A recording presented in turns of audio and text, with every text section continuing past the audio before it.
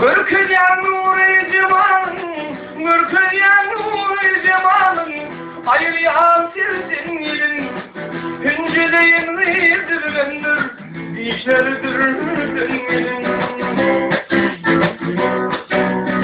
Kamasın fikir sıfatlı, durayın bir dingilin, hünceleyin vay dirgendir, işlerindir düngelin.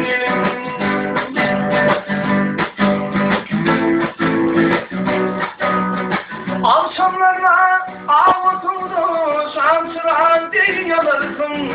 Aklınlarımı dört yan kalıp ne acap sallanarsın. Umarım tüyücü şekerden, umarım tüyücü şekerden, bırakacağım sonu sen, mümkün edin başka yan, bir akıllı zanedin. Ve bu şüle nuri mülak, yürümerden gidin.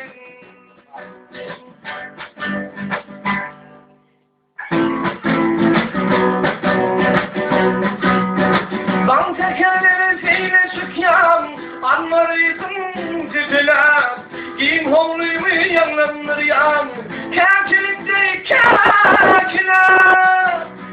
Ancamadın balcılığının hükmü cana büküler, aşık koca koy başına, ömür açın dizdeler. Canımı koyunum cennet, ülkenin uğurdan gelin. Ancamadın garipliğinin, kıymaymasın garipliğinin, gitmeyi cana büküler, aşık koca koy başına, ömür açın dizdeler. Canımı koyunum bir cennet, ülkenin uğurdan gelin. Ve bu çöler umri bilmem, yüreğim yer